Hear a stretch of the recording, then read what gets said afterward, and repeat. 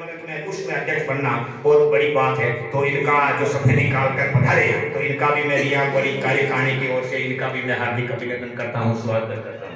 साथ में हमारे बीच में हमारे वयोवर्ग वेदता क्षेत्र में सबसे सीनियर साथी सीनियर हमारे जो है शिक्षक जो बंधु है आरएस अधिकारी श्रीमान शिवदान जी बैग साहब, इतनी ये 80 साल से ऊपर है, परंतु जब भी कभी जरूरत पड़ती है तो ये स्वास्थ्य का ध्यान बिना रखे हुए हमारे बीच में उपस्थित हो जाते हैं, चाहे देवता में कार्यक्रम हो चाहे यहाँ पर कार्यक्रम हो। और साथ में श्रीमान रूपाराम जी कंवर साहब जो हमेशा हमारे रियाबड़ी के क्षेत्र में श्रीमान रूपाराम जी हमेशा हमारे साथ में उनकी मांगों को हमारी मांगों को उनके समक्ष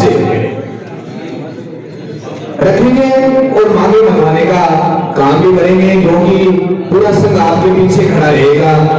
पहली मांग शुरू से चल रही है अम्बेडकर शिक्षक संघ की प्रथम मांग है रोस्टर रजिस्टर संधारण। रोस्टर रजिस्टर संधारण है 1996 से बाकी है, पीछे की सरकारों ने किया नहीं है। अभी आनंद फानंद में पिछली सरकार को दबाव बनाया तो उन्हें 1 साल का तैयार कर दिया कि कोई एक लोग नहीं है। रोस्टर रजिस्टर ये होता है कि एक लोग सीटें उसमें ये होता है कि जिस कैटेगरी का कैंडिडेट उपलब्ध नहीं हो तो आगे में उसकी डीपीसी की जाए, पदोन्नतियां की जाए। रोस्टर रजिस्टर संचालन करवाना और रोस्टर रजिस्टर करने वाले सक्षम अधिकारी की जिम्मेदारी तय की जाए, जिसे अगर कोई रजिस्टर संचालन करता है अगर उसमें कोई गलती होती है तो सक्षम अधिकारी की जिम्मेदारी होगी। दूसरी मांग है, सबसे ज्यादा मांग पिछले कई टाइम से चल रही है, तृतीय श्रेणी शिक्षकों का तबादला। एक जिले से दूसरे जिले से जुड़े जो भी वरीयता है वो विधानसभा के सत्र में आपको तो ये कहना है कि मास्टर का तबादला तो करोगे आप वेरी थंडरेड, ताकि समान लोगों को सराहनीय और फायदों मिल सके और आपके साथ भी लोग ज्यादा मिले। तीसरी मांग हमारे संघ की है वो है शिक्षकों के शैक्षणिक कार्य से मुक्त करना चाहिए। काम बहुत करवा दिया, ये कर लो वो कर लो, रिकॉर्ड में कुछ नहीं है।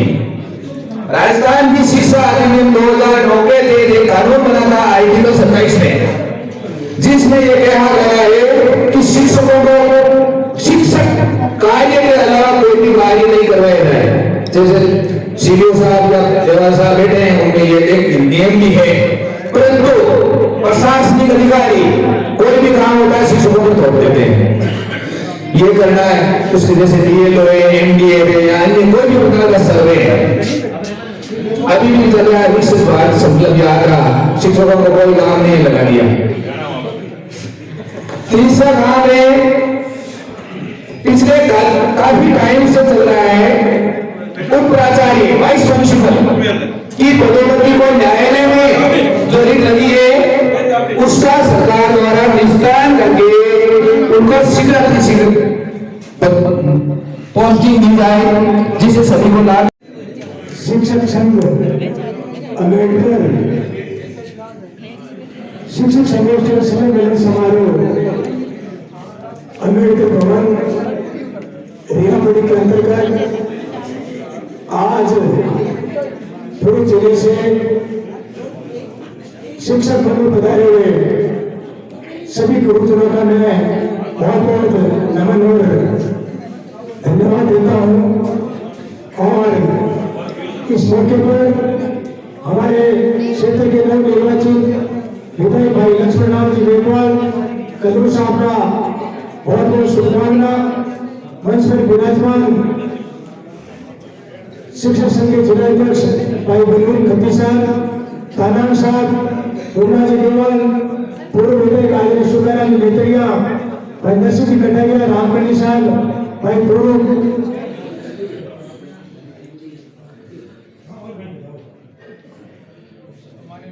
और मंच पर विराजमान भाई गोविंद नाना साहब। इस अम्बेडकर शिक्षक संघ रियाबड़ी के पूरे आपके सदस्यगण तो कमेटी के अध्यक्ष और जितने जो पदाधिकारी हैं उन सबका मैं बहुत बहुत धन्यवाद देना चाहता हूँ। और जिस तरीके से आपने आज एक शिक्षक सम्मेलन के माध्यम से डॉक्टर बी आर अम्बेडकर के वंदन करें आपने कार्यक्रम किया है। मैं उम्मीद करता हूँ कि आप लोगों ने डॉक्टर बी आर अम्बेडकर जिस तरीके से जिस संविधान सभा के अंतर्गत बाबा साहब ने जो एक भारत के निर्माण की जो कल्पना की थी, उसमें सबसे ज्यादा उन्होंने एक शिक्षा का ज्यादा जोर दिया और इस शिक्षा के जोर देते हुए उन्होंने कहा था कि अगर शिक्षा एक स्वर्गीय का दूध है, इसको कोई भी पिएगा तो निश्चित रूप से नहाएगा।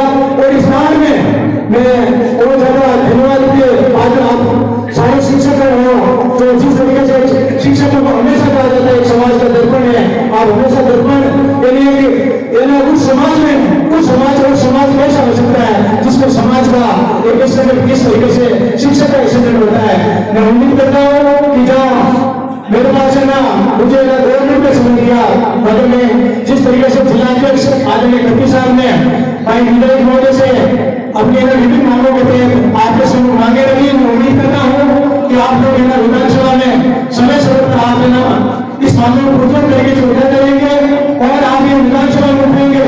और आपने विधानसभा में उठाने का काम नहीं किया तो हम यहाँ पर फील्ड में उतर कर आपको दबाव में लगाने का काम करेंगे, ये मैं आपको विश्वास दिलाता हूँ। इसी आशा और उम्मीद के साथ बहुत बहुत धन्यवाद। मैं इस प्रोग्राम की शुरुआत में ही आ गया था और अभी मैं सुबह चर्चा कर रहा था जितनी देरी हो उतने प्रोग्राम में व्यवस्था कर दी। जब मैं आया तब पूरा पता तो भरा हुआ था और अब हमारे शिक्षक शांति के उसके बाद चले गए क्योंकि जितना लंबा करेंगे उतनी व्यवस्था बढ़ती जाएगी। तो मैंने जब पहले देखा था एक चीज और नोट की थी, मंच से आकर तो लोग जय भीम का उद्घोष करते हैं लेकिन सामने बैठे शिक्षक से वो जोश नजर नहीं आ रहा था। तो एक बार मैं कहूँगा जोर से आप जय भीम का नारा लगा के मैंने राम साहब का भी आपने जवाब नहीं दिया। राम साहब जय भीम, ये जो होना चाहिए। आप समाज को दिशा देने वाले लोग हो। आज के इस प्रोग्राम में शिक्षक संघ अम्बेडकर, राजस्थान शिक्षक संघ अम्बेडकर शिक्षक गोष्ठी और स्नेह मिलन समारोह तो शायद मैं समझता हूँ विधानसभा चुनाव के बाद हमारे जो जनप्रतिनिधि चुन के आए उनके स्वागत के लिए उनसे आपसी मुलाकात हो उस हिसाब से रखा गया है। तो मैं सबसे पहले लक्ष्मण जी को नवनिर्वाचित विधायक होने पर बधाई देता हूँ, शुभकामनाएं देता हूँ। शिक्षक गोष्ठी जो है वो मेरे को लगता है कि ऐसा टॉपिक तो कुछ है नहीं जिसमें अपन अपनी बात करें, और गोष्ठी जब भी आप लोगों होती होगी तो कुछ न कुछ आपकी समस्याओं में शिक्षक की समस्याओं के बारे में या पूरे शिक्षा जगत के बारे में क्या माहौल है उसके बारे में आप बात करते होंगे। समय ज्यादा हो गया, मैं कुछ बातें कहना चाह रहा था लेकिन अब मैं ज्यादा लंबी बातें नहीं करूंगा। मैं बात यही कहना चाहूंगा कि जो शिक्षक की दिमाग, अभी मैंने पहले हरिराम साहब को सुना था उस टाइम यहाँ से चले गए, मुझे सुनकर बड़ा खुशी हुई और बड़ा आनंद का अनुभव हुआ कि जो अच्छा बैठे हैं तो जो अम्बेडकर साहब ने जो दिशा दिखाई, जो रास्ता दिखाया, आज हम इस स्टेज पर आ गए कि हम उसका अनुसरण करते हुए कुछ न कुछ उसमें कंट्रीब्यूट कर रहे हैं। जैसे आप साहब कर रहे थे गरीब बच्चों का शिक्षा में जो उनकी फीस का, उनके रहने सहने के कपड़ों का जो आप कर सकते हो कंट्रीब्यूट वो करें। आज हम तो चाहते हैं कि हम परिवर्तन हो, सिर्फ सरकारों पर निर्भर रहेंगे तो वो परिवर्तन नहीं हो सकता। ये सारे केवल अम्बेडकर साहब ने दलित समाज के उत्थान की बात नहीं की थी, शुरुआत उन्होंने जरूर की थी दलित समाज के उत्थान की, उन्होंने अपने आंखों के सामने देखा कि किस तरह का भेदभाव, किस तरह के छुआछूत, किस तरह की जो शिक्षा प्राप्त करने का नाम मुश्किल था। मैं समझता हूँ आप लोगों को शिक्षा की तो सब लोगों ने अम्बेडकर साहब की बहुत सारी पुस्तकें पढ़ी होगी और नहीं पढ़ी तो जरूर पढ़ना चाहिए। उन विपरीत परिस्थितियों में जो उन्होंने काम किया, जब माहौल अनुकूल नहीं था, जो आप पढ़ नहीं सकते थे, उन्होंने जो पढ़ाई का काम किया, जितनी पीएचडी डिग्री जो अमेरिका और लंदन जाकर के जान है, ऐसा कोई विद्वान हो सकता है? ये हमारा देश का बड़ा सौभाग्य और गर्व की बात है। जो साइंस की ओर जानकार था, जो कानून का भी जानकार था, जो आर्ट्स के सारे सब्जेक्ट, इकोनॉमिक्स, साइंस, जितने सब का जानकार था, उन्होंने देश की कितनी बड़ी जो दिशा दी है। आप देखो पढ़ोगे तो आपको पता लगेगा कि वो कांग्रेस के बड़े लीडरों के उनके विचारों से उनके विचार भिन्न होते थे, वो विरोध नहीं करते थे। उस आजादी के आंदोलन में उन्होंने अपने विचार रखे थे कि मैं इन विचारों से आपसे सहमत नहीं हूं, चाहे वो दलित वर्ग के प्रतिनिधित्व की बात हो, जब कांग्रेस उनका विरोध करती थी कि हिंदू समाज एक हो, तब भी उन्होंने कहते नहीं, हमारा जो उचित तौर पर दबा हुआ समाज है इसका प्रतिनिधित्व बहुत जरूरी होना चाहिए। समय के साथ उन्होंने बदलाव भी किया, अपने आप को ढाला और उन्होंने देश के लिए बहुत बड़ा योगदान दे दिया। इतना बड़ा संविधान जिसकी वजह से आज हमने कोई इतना बढ़िया प्रकार सजा हुआ है। तो मेरा तो आपसे ये निवेदन है, आप लोगों की मांगे भी मैंने सुनी, मांगे ये जब तक मानव जीवन है, सृष्टि है, हम कुछ न कुछ मांगते रहेंगे, रात और रात से हम कुछ लेते रहेंगे, हमें डिमांड करते रहना है। आपके ओपीएस की डिमांड आई थी, ओपीएस किया सरकार ने, हम तो भी जानते हैं, लक्ष्मण जी बैठे हैं, बड़ा मुद्दा है ये, तो ऐसा बताएंगे मजबूती से तो इसको कानूनी जमा पहनाया जाना चाहिए। लेकिन बहुत बड़ा मुद्दा है तो राजस्थान विधानसभा का, राजस्थान प्रदेश का नहीं, ये फैसला होगा देश के ऊपर। अगर राजस्थान प्रदेश का कानूनी जमा पहनाया जाता है तो पूरे देश में इसको लागू करना पड़ेगा।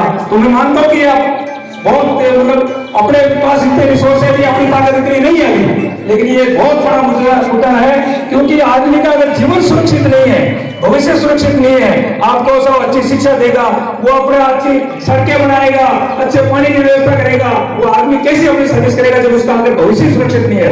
तो ये बहुत बड़ा मुद्दा है, इस पर आपको ध्यान देना चाहिए।